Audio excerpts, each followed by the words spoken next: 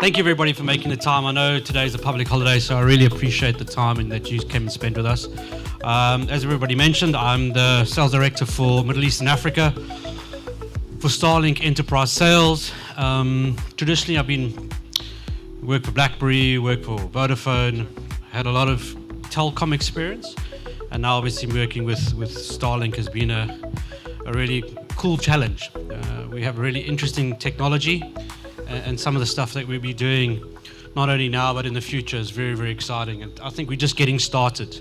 To be brutally honest, I think we haven't even begun, especially in the enterprise space. We're really just beginning from a product perspective. So just a bit of stats around Starlink. We have approximately 7,000 satellites in orbit today. Whenever we're not launching somebody else, we're launching Starlink satellites. In the month of May, to give you an idea, we launched 400 satellites in the month of May. We manufacture about 50, 60 satellites a week. We have 6 million users globally today across our various markets, of which we are currently licensed in about 130 plus markets around the world. Our speeds on average across our network, so when we talk about our network, we talk about our global network. So our average medium speed across our global network is about 220 megabits per second on the download. And then we have about 20 to 100 milliseconds, depending how far you are from a POP.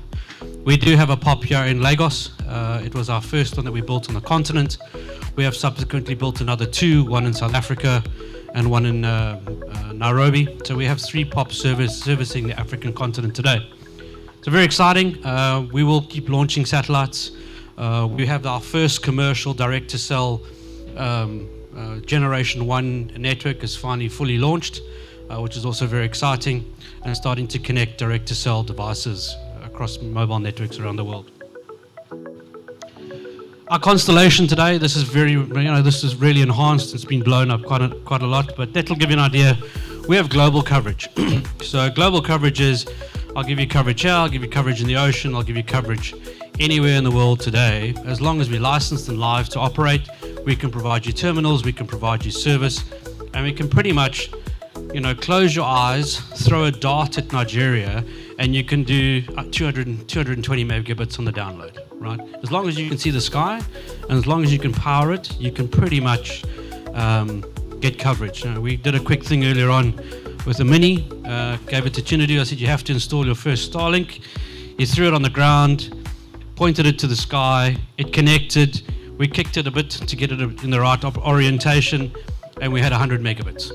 So it's super easy to install.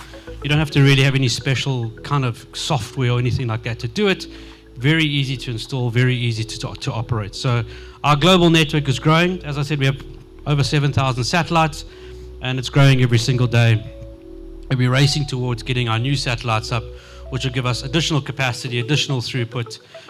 We're just waiting on Starship to come, and that'll allow us to launch our bigger satellites, which will provide us additional capacity.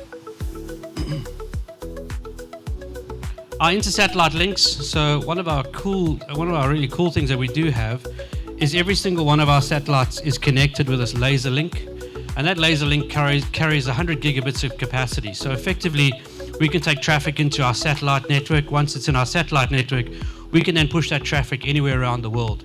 And this allows us to deliver resilience in our network.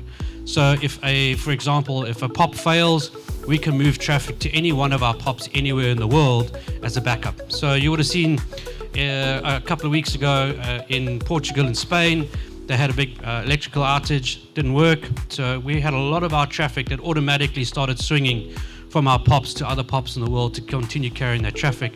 And Starlink users didn't actually feel the fact that there was a large outage, because they could swing very, very quickly. So these laser links are very important to us. We carry a lot of our traffic in space. It's super efficient, and one of the key areas is our backbone in space. So this again talks about resilience. If we do lose a POP, so for example, if for whatever reason we had to lose the POP at Main 1 in Nigeria, we could swing traffic, put it into our satellite links. We could swing traffic to Frankfurt. We could push traffic to Nairobi. We could push traffic to South Africa. It really depends where what is the best route to get the traffic in. So from a resilience perspective, it's key. And that's one of the things where we offer an availability SLA of 9995, right? On our services for our enterprise customers, which is key. In the banking sector, ATMs need to be up, branches need to be up, hospitals need to be up, police stations need to be up. This provides you with that kind of resilience. We're on every single, Walmart roof because they need resilience for their stores. Starlink provides you that kind of unique resilience that you don't get today. And at the same time, as I said before, you can close your eyes, throw a dart, and you can pretty much connect any kind of branch anywhere in Nigeria today. That, plus our low latency, starts allowing you to start doing different kinds of technology that you never used to be able to do. CCTV, AI, booking, land mobility, vehicles, you name it, that kind of stuff you can start doing across your enterprise space. That linked with our layer 2 backhaul, which is only available through our enterprise reseller channel, allows you to take our standard Starlink offering and take it to the next level. You can build a private network effectively that doesn't touch the internet, goes straight into your core network. So for example, cellular operators that want to backhaul traffic from base stations, banks that want to bring stuff from their branches, from their ATMs. It's a private network. It does not touch the internet and allows you to go straight into your core network. That's key. Now you're having to have an enterprise network anywhere in Nigeria. Gone are the days where you had a limitation of how far fiber could go or how far microwave could go. You could roll a branch out, you could roll a clinic out, you could run a police station out, you could roll anything out on a private network now across the country. Again, a key provider of that is our resellers. They have the interconnects with us, they have the configuration, and they have that kind of integration that's required. So this is a key product that we delivered. That with the availability SLA across our services really is a game changer for you as customers that are looking for the kind of resilience and backup in your network. For our enterprise resellers, we also provide, what you don't get on the consumer side, we also provide dashboarding, access to APIs, 24/7 support, account management, as well as ongoing relationship building. So for example, I'm here today with our reseller. They get that kind of support, which they can in then turn pass on to you via their own APIs, via their own portals that they develop and integrate into us. So again, they get a full level of support, a full level of access to us as Starlink, and provide that then can provide you with that support for your network going forward. We have a full range of solutions for you. So behind me on the left, you'll see a blue screen. On the left, you have the priority side, which is our standard user terminal. So our standard user terminal, 220 megabits download, and you can put that pretty much on any fixed house, office, vessel, no problem. Over and above that, we have an interim solution, which is in the middle, which is our high throughput terminal, where we bond a number of terminals together. So we can take 6 flat high performance terminals, bond them together, and effectively give you 2.5 gigabits by 400 megabits anywhere in Nigeria. So again, if you have sites that require higher throughput, higher sustained throughput, so we call it sustained throughput, you'll be able to bond 6 terminals together and get 2.5 gigabits by 400 megabits via VSAT at a location anywhere in Nigeria today. We use these for vessels, so our maritime space, this has been used on cruise vessels, and we've just moved it into the fixed fixed land use cases today. So hospitals, large learning institutions, those kind of things that require mines, that require higher throughput, we can do that again.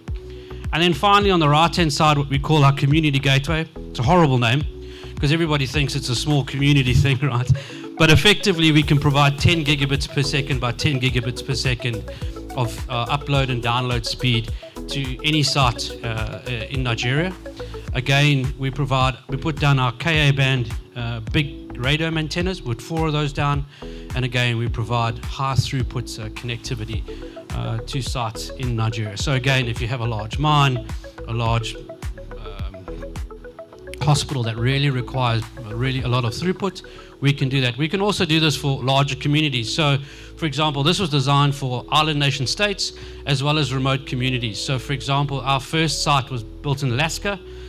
We connect 5,000 to 7,000 people to this backhaul site, and they have internet using either fiber, microwave, or wireless to their houses. So again, we have a full spread of solutions. Again, all available through our reseller channel, not online.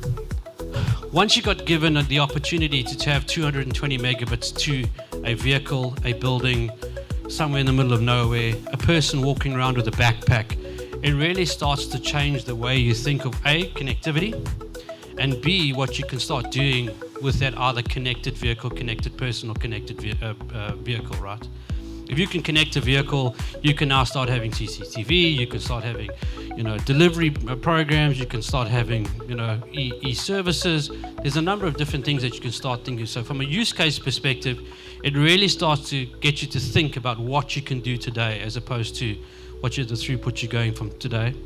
Aviation, we are connecting flights. You would have seen, I think we just announced Virgin Airways today.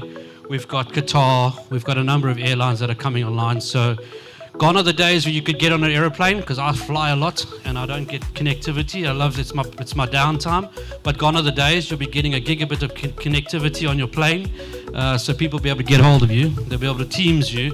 They'll be able to call you. So gone are the days of being able to switch off on an aeroplane. But we are connecting, and I think we have over 1,000 airplanes connected today on Starlink, which is very exciting. And then again, our maritime business, again, Chinadu mentioned that he was doing a lot of maritime. Our maritime business is extremely strong. We do rigs, we do vessels, we do, the large vessels for Carnival, etc. So we have a full range of solutions across that board, and it's one of our biggest verticals. So very excited about the maritime space. And that's really Starlink that I can tell you about in a nutshell. Again, I want to reiterate that we're very excited about our relationship with Fieldbase. They were the first layer 2 partner on the continent. Took a leap of faith, joined us, and very excited about that. So very, very, very happy with what they've done.